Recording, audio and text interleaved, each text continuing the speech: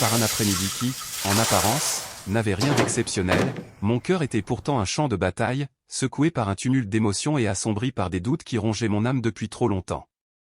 La foi, pour moi, n'était plus qu'un souvenir éteint, un vestige d'un autre temps. Les miracles? Je n'y croyais plus. Les saints? De simples noms inscrits dans des livres. Quant aux images pieuses, elles n'étaient plus que des objets froids et muets, vidés de toute signification. Dans un coin de ma salle, abandonnée à la poussière, gisait la petite statue de la Vierge Marie que ma grand-mère m'avait laissée en héritage. Elle symbolisait tout ce que j'avais rejeté. Ce jour-là, dans un élan de colère et de révolte, je l'ai saisie et, sans un instant d'hésitation, je l'ai jetée à la poubelle. J'ai ressenti alors comme un soulagement brutal, la sensation étrange de m'être libéré d'une chaîne invisible qui m'avait tenu captif pendant des années. Pourtant, la nuit qui suivit allait tout bouleverser. Épuisé, mais avec l'esprit en ébullition, je me suis allongé, espérant que le sommeil m'apaiserait. Ce fut un sommeil agité, traversé de visions sombres. Soudain, un cauchemar d'une intensité inouïe m'a happé, je marchais dans un long couloir obscur, où les murs semblaient se resserrer sur moi. Des ombres, insaisissables, chuchotaient à mon oreille des paroles de doute et de peur. Chaque pas alourdissait le poids de ma culpabilité et creusait davantage le vide qui me dévorait de l'intérieur. Puis, au loin, une lueur douce a commencé à percer les ténèbres. Elle grandissait, emplissant peu à peu tout l'espace. De cette lumière émergea une silhouette féminine, d'une sérénité bouleversante, vêtue d'un manteau blanc qui scintillait comme l'or sous le soleil. C'était la Vierge Marie. Son regard rayonnait d'une paix profonde, mais portait aussi la trace d'une tristesse infinie, comme si ma rupture avec la foi avait laissé en elle une blessure silencieuse.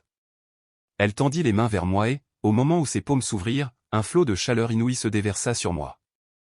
Ce n'était pas seulement de la chaleur physique, c'était un amour pur, qui semblait s'insinuer dans chaque recoin sombre de mon âme, dissipant peu à peu la glace qui l'enserrait. J'étais partagé entre la crainte et une émotion douce, mais ce regard et ce contact me firent comprendre que je n'étais pas seul, que même pour moi il restait un chemin vers la rédemption. Dans le rêve, j'ai voulu parler, demander pardon, mais ma voix s'est brisée dans ma gorge. Les larmes, elles, ont coulé librement, lavant ma rancœur et mon amertume. Une lueur d'espérance, fragile mais tenace, s'est mise à grandir en moi.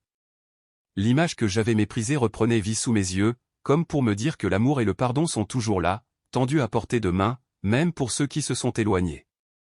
Je me suis réveillé haletant, le corps trempé d'une sueur glacée. Pourtant, quelque chose avait changé, les doutes et la colère qui m'habitaient semblaient s'effacer, laissant place à un besoin pressant, retrouver cette foi que j'avais rejetée. Les jours suivants, je me suis surpris à vouloir en savoir plus sur cette figure qui avait traversé mon sommeil. Et, après des années d'éloignement, mes pas m'ont ramené à l'église. Là, j'ai trouvé non pas des reproches, mais un accueil simple, une compréhension silencieuse et des visages qui me rappelaient que la foi n'est pas la perfection, mais le courage de recommencer. La petite statue, que j'avais reléguée aux ordures, repose désormais sur ma table de chevet. Elle est devenue un rappel constant du miracle qui s'est produit cette nuit-là. Ce n'est pas seulement ma foi que j'ai retrouvée, c'est moi-même. Cette histoire est faite de douleur, de révolte, mais surtout de transformation. Elle prouve qu'il existe, au fond de chacun de nous, une force qui peut renaître même dans la nuit la plus noire. Même lorsque tout semble perdu, il peut surgir une lumière qui nous guide à nouveau vers l'amour et l'espérance. Et parfois, ce miracle naît là où on ne l'attend pas, au cœur même d'un cauchemar. Après cette nuit marquée par la vision, ma vie s'est mise à changer, lentement mais sûrement, comme une graine qui germe dans un sol aride. Chaque matin, je me réveillais avec une étrange agitation, un mélange de peur et d'espérance, une tension qui me poussait à chercher des réponses que, jadis, j'aurais repoussées avec mépris. Les ombres de mon passé n'avaient pas disparu, mais la lumière aperçue dans ce rêve me donnait la force de les affronter. Au début, j'ai cru à une simple illusion, un effet de mon esprit épuisé par le stress et la culpabilité. Mais, jour après jour, je comprenais que cette rencontre ne pouvait être réduite à un rêve ordinaire. C'était un appel, profond et irrésistible, qui me conviait à revenir sur le chemin de l'amour et de la foi. Bien sûr, j'ai résisté. Reprendre le chemin de la paroisse, assister à la messe, parler au prêtre, tout cela me semblait hors de portée. Mais, dans les profondeurs de mon être, une petite flamme refusait de s'éteindre. Elle me rappelait la voix de ma grand-mère, les récits qu'elle me faisait, les prières qu'elle m'invitait à adresser à cette même Vierge dont j'avais brisé le lien. Un jour, après une journée harassante, mon cœur saturé de lassitude et de confusion, j'ai ressenti un besoin irrépressible de retrouver ce fragment du passé. Je suis retourné à l'endroit où j'avais jeté la statue. L'odeur âcre du dépôt, l'obscurité oppressante, tout semblait me dire de renoncer. Et pourtant, là, parmi les détritus, je l'ai vue, tachée, ébréchée, mais intacte dans ce qu'elle portait de sacré. Je l'ai prise dans mes mains avec une précaution instinctive, presque comme si je recueillais une part égarée de mon âme. Les larmes ont jailli, silencieuses. C'était la première fois depuis des années que je m'autorisais à sentir, sans craindre ni juger. Rentré chez moi, je l'ai nettoyée avec soin, comme on pense une blessure.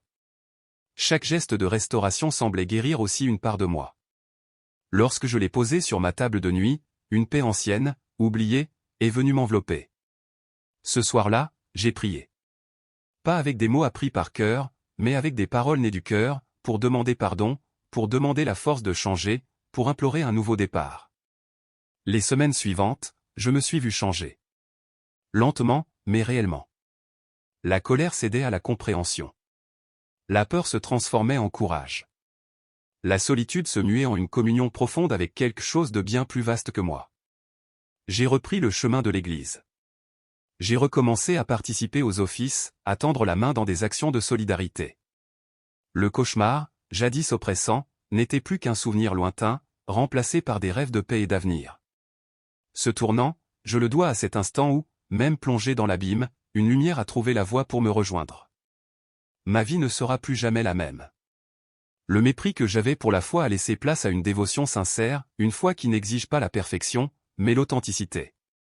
La statue de la Vierge Marie, autrefois rejetée, est désormais mon talisman, mon signe de renaissance. Certains diront peut-être que tout cela n'est qu'une invention d'un esprit tourmenté. Mais moi, je sais. Je sais que, cette nuit-là, j'ai été touché par une présence qui dépasse les mots. Et depuis, je vis chaque jour avec la certitude que, même au plus profond du désespoir, une main peut se tendre pour nous relever. Je peux t'assurer, à toi qui lis ou écoutes ces mots en ce moment, que les miracles existent bel et bien.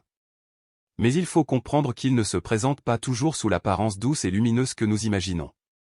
Parfois, ils viennent masquer derrière des cauchemars, enveloppés dans des épreuves si dures qu'elles nous obligent à plonger en nous-mêmes, à affronter les peurs que nous fuyions depuis longtemps, à ouvrir enfin l'espace intérieur où la guérison peut s'installer.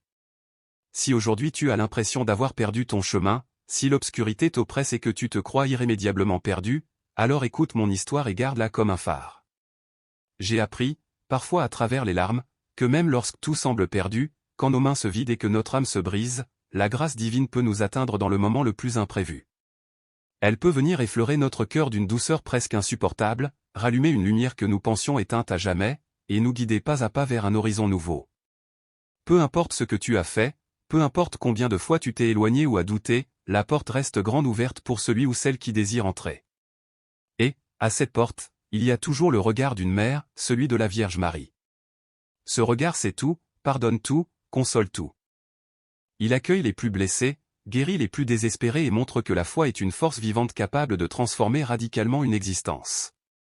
Dans les mois qui ont suivi cette nuit qui changea ma vie, le changement en moi devint de plus en plus évident, non seulement à mes yeux, mais aussi aux yeux de ceux qui m'entouraient.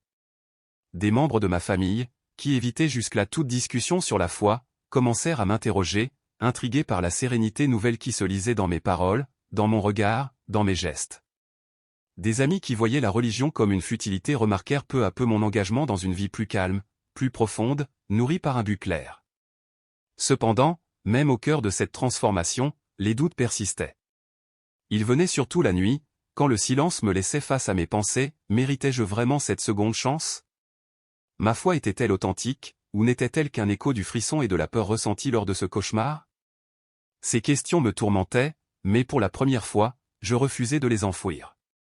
J'allais chercher les réponses, non pas dans les certitudes toutes faites, mais dans le dialogue avec le prêtre de ma paroisse, dans la lecture de la Bible avec un regard renouvelé, dans la participation à des groupes de prière où les confidences et les silences en disaient parfois plus long que les discours. J'appris alors que la foi n'est pas un état figé ni un sentiment constant, c'est une route, une marche qui serpente entre sommet et vallée, clarté et brouillard. Même les saints avaient connu des nuits de doute et des heures de peur, mais ils avaient continué à avancer, certains que Dieu les aimait malgré leurs imperfections. Cette compréhension m'offrit la force nécessaire pour continuer, même lorsque les ombres tentaient de me ramener en arrière. Un jour, au détour d'une promenade en ville, je ressentis comme un appel intérieur, net et pressant, à visiter l'orphelinat local, un lieu auquel je n'avais jamais songé auparavant. Je suivis cet élan, mu par un désir inexplicable d'apporter un peu de chaleur et d'espérance à des êtres qui, comme moi jadis, cherchaient un regard aimant.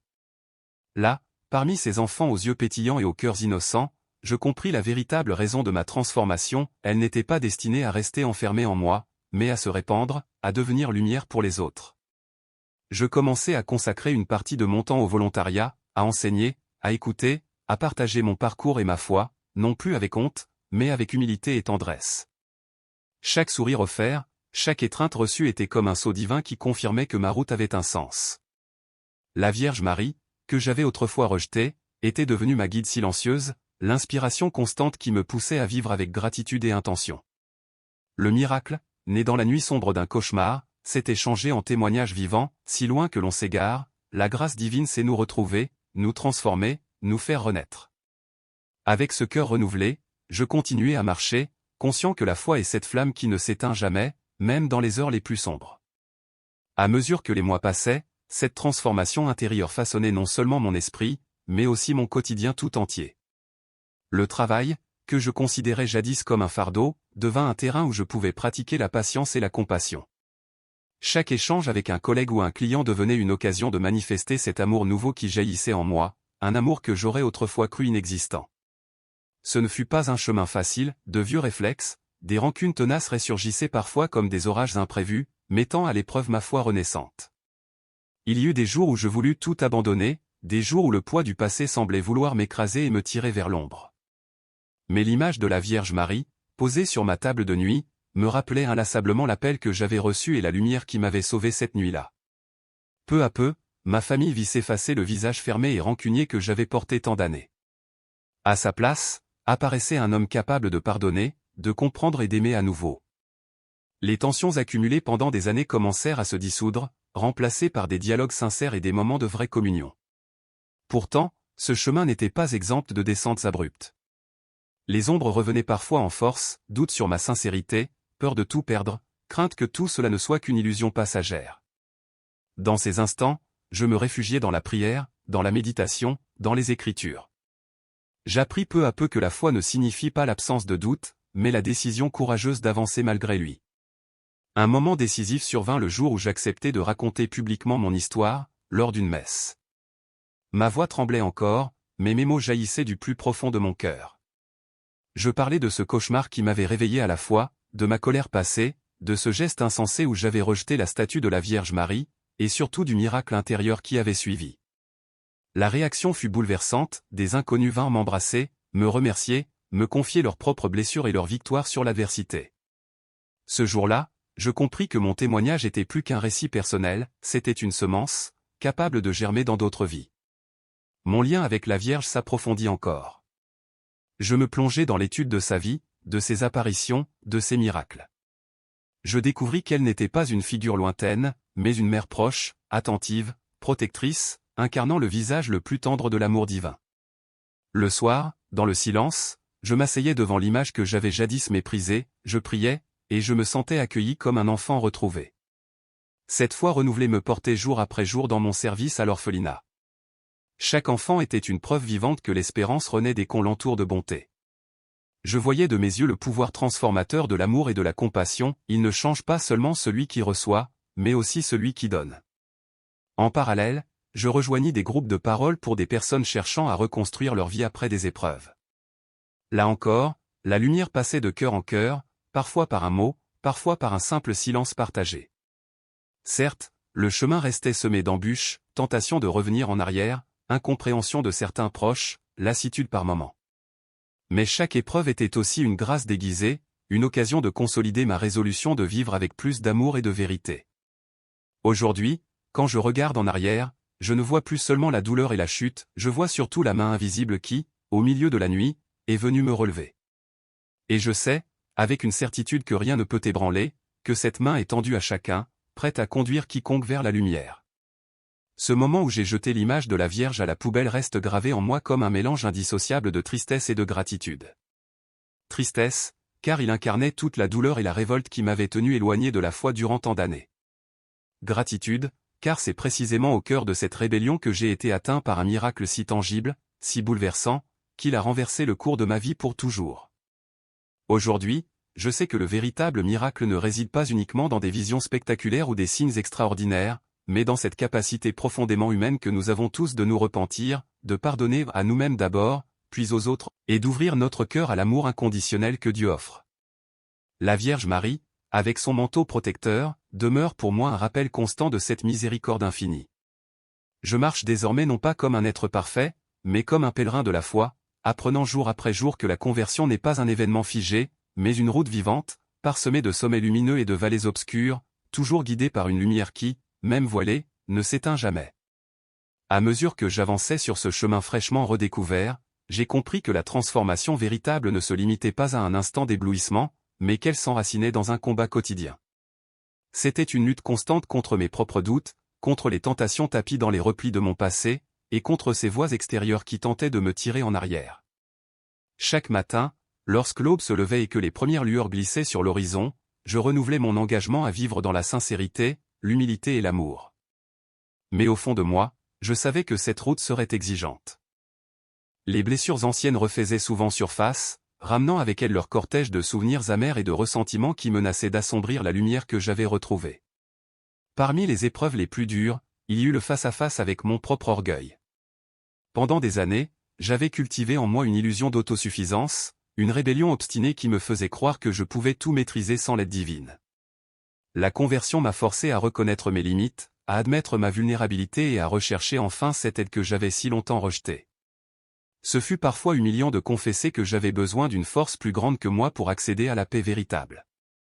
Mais en même temps, cette reddition a été une libération profonde, comme si un fardeau colossal se détachait enfin de mes épaules, me permettant de respirer à plein poumon et de vivre avec une légèreté nouvelle. Peu à peu, ma relation avec la communauté paroissiale s'est approfondie. Je ne me contentais plus d'assister à la messe dominicale, je participais aux groupes de prière, aux rencontres de réflexion et aux actions caritatives organisées par la paroisse.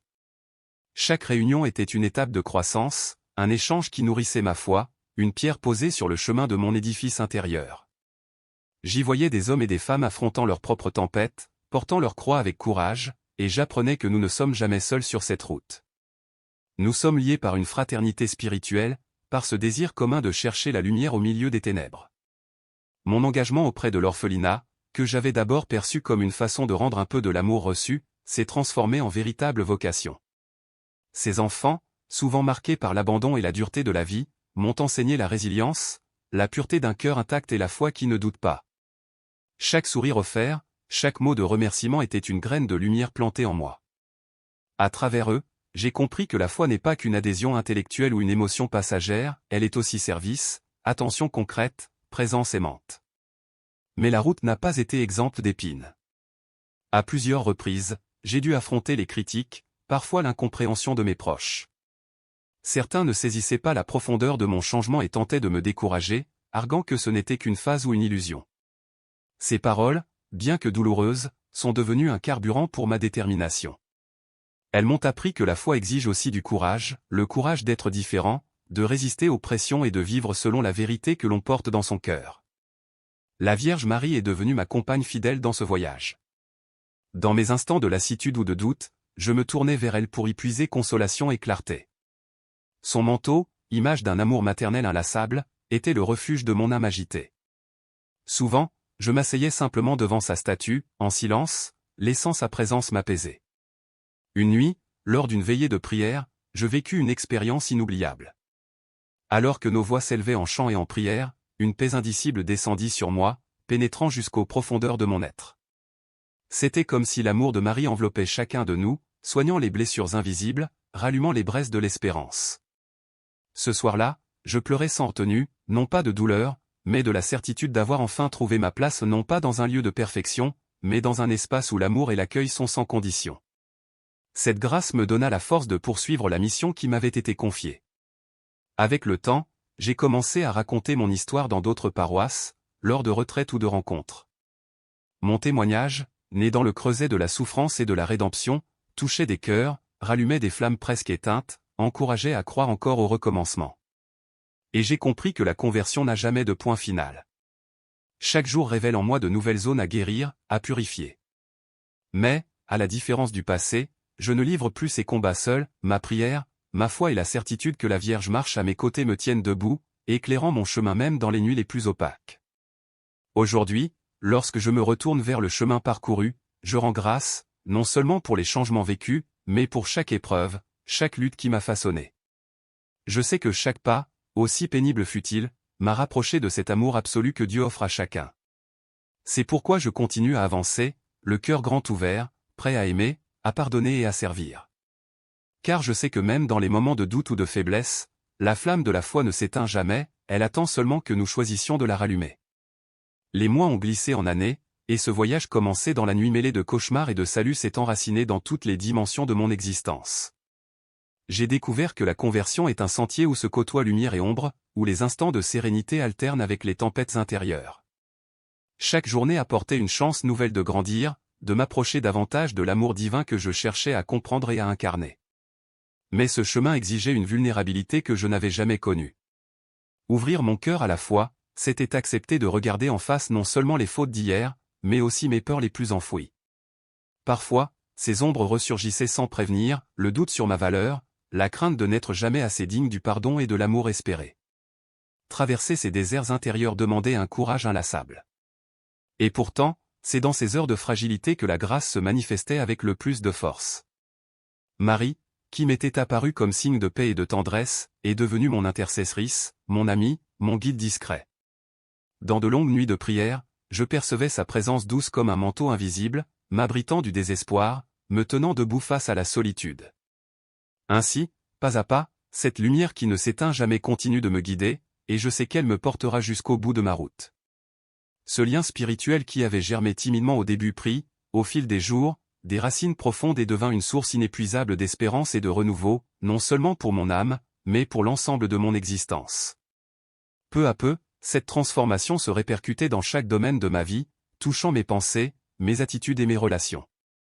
Dans mon travail, que j'abordais auparavant avec un sentiment de lassitude, de frustration et parfois même de résignation, je découvris un nouveau sens, comme si un voile s'était levé de mes yeux. Je commençais à voir mes collègues différemment, avec un regard plus doux, plus compréhensif, conscient que chacun, derrière ses sourires ou ses silences, portait ses propres fardeaux invisibles, menait ses combats intérieurs et luttait contre ses tempêtes secrètes. Là où, autrefois, je percevais un environnement hostile et impersonnel, je vis désormais un espace d'apprentissage et d'exercice de la patience, de la gentillesse et du pardon.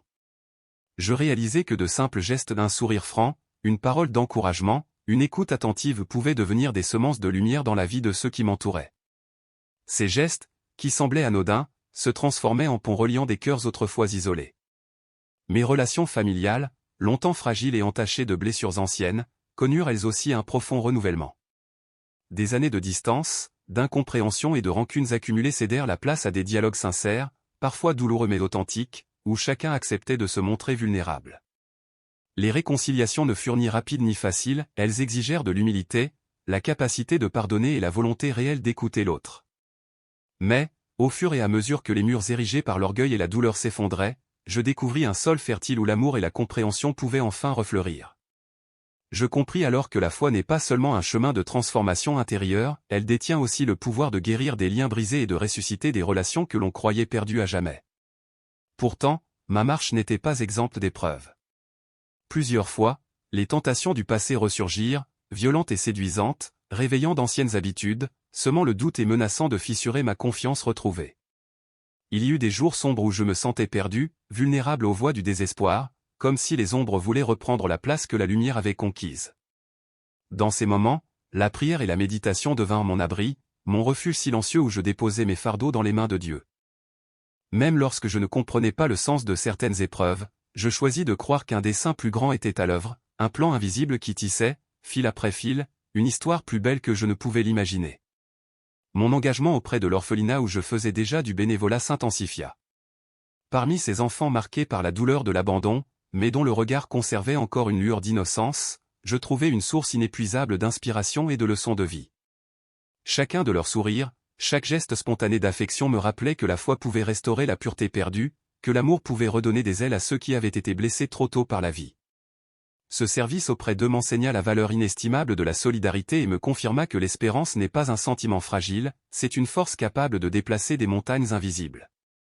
Peu à peu, raconter mon histoire devint une mission.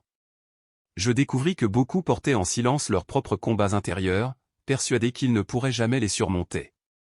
En partageant mon parcours, je pouvais leur offrir le témoignage vivant qu'aucun abîme n'est trop profond pour la lumière de la foi, que même les chemins les plus obscurs peuvent mener à la renaissance. Les rencontres communautaires, les conférences, les groupes de soutien que je rejoignis devinrent des lieux de guérison et de renforcement mutuel, chaque récit y ajoutait une pièce au grand puzzle de la rédemption collective. La Vierge Marie resta, tout au long de ce chemin, une présence constante. Étudier sa vie, méditer sur ses apparitions et les miracles qui lui sont attribués aux quatre coins du monde élargit ma compréhension du véritable amour maternel et de la miséricorde divine. Dans les moments de doute, je me tournais vers elle, lui confiant mes craintes, cherchant auprès d'elle courage et consolation. L'image que j'avais jadis rejetée avec mépris devint le symbole du miracle qui avait bouleversé mon existence, un rappel quotidien que la foi est une flamme capable de brûler même dans les cœurs les plus meurtris. Aujourd'hui, je reconnais que mon histoire est celle d'une résurrection intérieure, façonnée par les luttes, la douleur, mais surtout illuminée par l'espérance et l'amour. Je sais que je suis encore en chemin, imparfait, appelé à apprendre et à grandir chaque jour. Mais j'avance avec la certitude que la grâce divine m'accompagne à chaque pas, me portant même quand mes forces faiblissent. Je poursuis ma route, le cœur ouvert, l'âme en paix, décidé à être lumière pour ceux que la vie place sur mon chemin, convaincu que, comme moi, chacun peut être atteint par le miracle de la foi, un miracle qui parfois prend naissance dans un cauchemar, mais qui s'achève dans la plus belle des transformations. À mesure que ma conversion progressait, chaque jour apportait son lot de défis, de leçons et de profondes réflexions. Cette foi, qui n'avait longtemps été qu'une idée abstraite, devint l'encre de ma vie, le socle sur lequel s'appuyaient mes choix, mes émotions et mes relations. Mais cette mue intérieure ne se fit pas sans tempête. L'un des obstacles les plus ardus fut la redéfinition de mon identité. Pendant des années, je m'étais perçu comme un être endurci par la douleur et le rejet, incapable de se confier ou de s'abandonner. Laisser la foi entrer en moi exigea de retirer ces armures que j'avais construites pour me protéger. Ce fut une épreuve douloureuse, elle m'obligea à affronter mes fragilités, mes fautes et mes peurs les plus profondes. Souvent, j'eus envie de reculer, de me retrancher dans cette incrédulité qui, bien que limitante, m'avait semblé sûre. Mais la grâce qui m'avait touché cette nuit-là ne me permit pas d'abandonner. Je sentais une force douce mais persistante me pousser en avant, même lorsque mes pas devenaient lourds. C'était comme si la Vierge, avec son regard empreint de tendresse, marchait à mes côtés, guidant mes pas dans l'ombre et me tendant la main pour que je ne tombe pas. Cette nouvelle foi ne se limita pas à un changement intérieur, elle se manifesta dans mon quotidien le plus concret. Au travail, mes collègues remarquèrent une patience nouvelle, une empathie plus vive. Chaque difficulté professionnelle devint pour moi une occasion de grandir, chaque conflit, une invitation à pratiquer le pardon. Ces changements transformèrent mes relations professionnelles, mais l'effet le plus profond se fit sentir dans ma famille. Les rancunes accumulées pendant des années avaient créé un fossé presque infranchissable. Ma conversion m'offrit le courage d'affronter ces blessures, de rechercher le dialogue et la réconciliation. Il y eut des rencontres pleines d'émotions, où des larmes furent versées, où des mots longtemps retenus trouvèrent enfin leur chemin, et où le pardon, bien que parfois tremblant, fut offert. Ces instants furent pour moi de véritables miracles, la preuve tangible que la foi guérit non seulement l'âme, mais aussi les liens les plus abîmés. Pourtant, tout ne fut pas lumineux. Mon chemin fut jalonné de combats intérieurs, doutes, solitude, tentations anciennes qui revenaient frapper à la porte de mon esprit. Certains jours, un sentiment d'insuffisance m'écrasait, et la voix de la désespérance semblait vouloir couvrir celle de la foi. Dans ces heures sombres, la prière fut mon radeau, un dialogue sincère et nu avec Dieu, où je déposais mes peurs et recevais la force nécessaire pour continuer. Mon engagement auprès des enfants de l'orphelinat prit alors une dimension nouvelle. En eux, je voyais le reflet de ma propre histoire, des êtres blessés, mais capables de sourire encore. Chaque éclat de rire, chaque geste tendre devenait une parabole vivante de la miséricorde divine. Ces moments confirmaient ma conviction que la foi véritable ne se limite pas à la parole, mais s'incarne dans des actes concrets d'amour et de service. Je m'investis aussi dans des groupes de partage et des rencontres communautaires où chacun racontait ses victoires sur l'adversité. Ces espaces devinrent pour moi des foyers de croissance collective, chaque témoignage était une étincelle qui rallumait des foyers de foi chancelants. J'y compris alors le pouvoir du récit, nos histoires, même les plus fragiles, peuvent changer des vies. Ma relation avec Marie prit une profondeur que je n'aurais jamais imaginée. Étudier ses messages, ses apparitions et les signes de sa tendresse dans le monde m'apporta une paix nouvelle. Souvent, dans mes moments de doute, je m'adressais à elle comme à une mère, certain qu'elle entendait. L'image que j'avais autrefois jetée devint un symbole vivant de ma propre résurrection intérieure.